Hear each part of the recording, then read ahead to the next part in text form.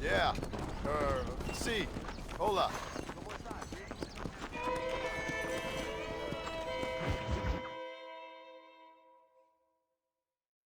And I can tell you with no uncertainty that miracle cures are no laughing matter. I bid you good day, sir.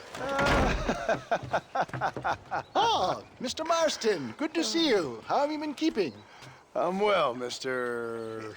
Mr. West Dickens. Nigel West Dickens of Eastcheap, London, New Waverly, New York, and Armadillo, New Austin. At your service. At my service. At everyone's service. At the service of science, of knowledge, of life. How are your wounds? Much, much better. But then they would be. Would be. I know a cure for all ailments, Mr. Marston. Ah, I'm sure you do. And I'm sure for just $2 an ounce, I could live forever. Oh, but for you, sir, I'd do a bulk discount rate of $1.95 an ounce, as long as you buy 100 ounces or more. That's a lot of immortality. Give it up, old man. That's Mr. West Dickens to you, boy. Give it up, old man. Listen, Marston, I'm broke, but this stuff is good. It works. I need a healthy young man like you. Come along, let's ride over to my newest customer at Ridgewood, and I'll explain while we go. Okay. To Ridgewood Farm, the sick and needy await us. Oh, the life of a wandering saver of souls.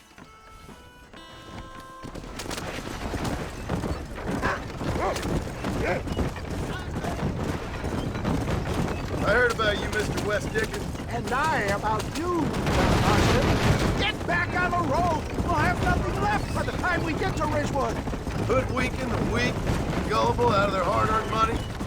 My dear boy, it is you who is gullible, if I may be so bold, for heeding such ill-informed You're scuttlebutt. as full of wind as a horse with the collar. I have been blessed with the gift of language, and for that I will not apologize. But the West Dickens elixirs speak for themselves. My thousands of happy customers attest to that. If my tonic is such a sham, how do you explain the fine metal in which you find me? Last time you saw me, I was knocking at death's door. You should thank the doctor for that. And I reckon you were acting it up worse than it was. Act I can, John. A more convincing Othello there has never been. And so shall you. A fair Iago or Cassio make. I don't like the sound of this. Showmanship, John. The flourish. The bow. We are operating in a competitive marketplace. Our product must stand out. And how does this involve me? We're going to use your God-given talents to our advantage. I'm really starting to I'll regret drop this. you off at the outskirts of Ridgewood. That way, it won't look like we came together. Once I'm set up, saunter nonchalantly into the crowd that is sure to be forming. Eventually, I will call you up to try my tonic. After extolling the virtues, I will have you perform a few feats of wonder to amaze and impress the paying. Such as? Oh, nothing out of the ordinary for a man in your line of work, I assure you.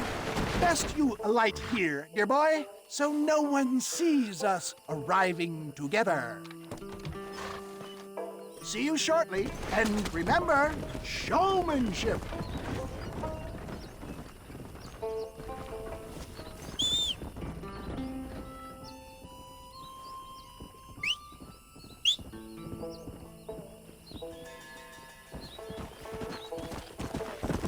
Come on.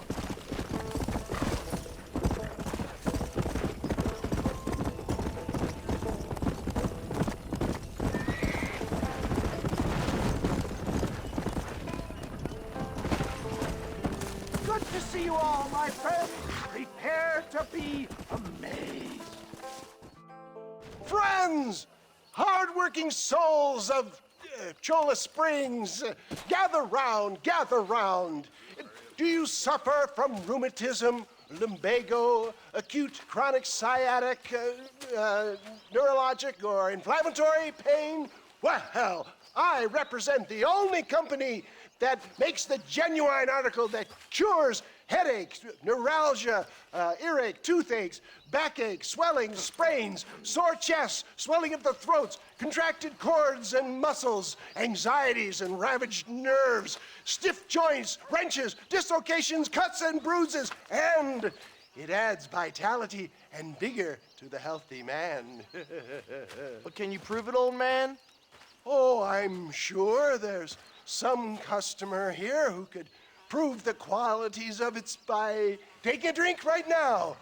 You, sir, come up here. Step right up. That's the spirit. Ladies and gentlemen, pay close attention. This poor, wretched volunteer, entirely unknown to me, will demonstrate the effects of Dr. West Dickens' own patent tonic. Be you a cowpoke or athlete, this miraculous elixir developed with the wisdom of the East keeps the muscles supple and relaxes the cords. It loosens the joints and gives a feeling of youth and vigor to the whole system. Not possible, I hear you say. Well, doubt no longer. Faith can move mountains, but I ask not for faith. I am a man of science, and today science will be vindicated. Your eyesight has greatly improved. Is that not so, friend? If you say so. That's right, it is. You heard him. What a good sport you are, sir. Now, gaze over yonder at that porch.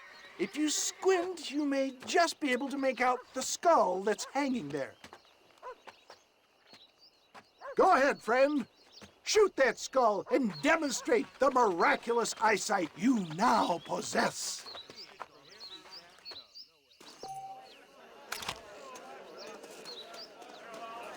Remarkable! The eyesight of an eagle, granted by imbibing Dr. West Dickens' own patent tonic. Anybody can make that shot. This man is a fraud. If your eye's so damn sharp, why don't you try shooting my hat out of the air? My friends, our test case has been challenged to shoot a gentleman's hat out of the sky above our heads. You can fool these people, but you ain't fooling me. Right. Let's just see how sharp you is with a moving target. Get ready to shoot that hat.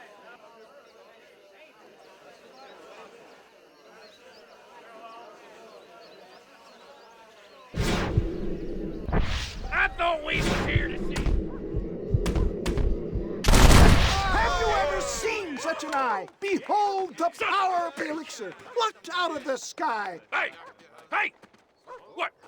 You think you can put a hole in a man's hat and just walk away, do you? Hey, it don't work like that around here, mister. Come on!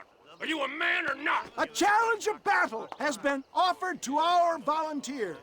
Let the battle commence! Behold the miracle tonic! There it is, skeptics and dissenters, irrefutable proof. Do not let this opportunity pass you by. Look, he's over there. Go get him. This ends now. Watch out, he's got a gun. Who the hell do you think you are? You ain't leaving here alive.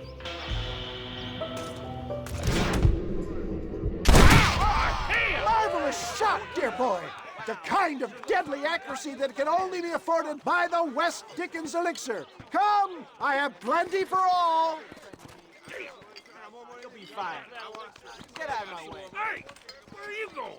I want a bottle. Get me a bottle, please. One of them, right here. No harm in trying one bottle, I suppose. Well, I think that went kind of well, don't you?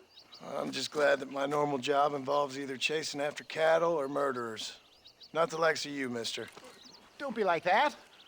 Now, if you'll excuse me, I'd like to say my goodbyes, head on back to the real world. Wait, sir. I've been thinking about your predicament, and I think I may have an idea. I've been thinking I could be your cunning Odysseus. Beware of the Greeks bearing gifts, sir. Williamson had better beware. We will make them into Trojans. I don't rightly get you. I want you to go and see my old friend Seth. He can come across as a little curious, but I'm sure you two will get on. He's most often found at Coots Chapel. He's very devout. Why see him? Because between him and me, we can get those gates to open for you, and you can walk right in, just like in Homer's great Trojan yarn.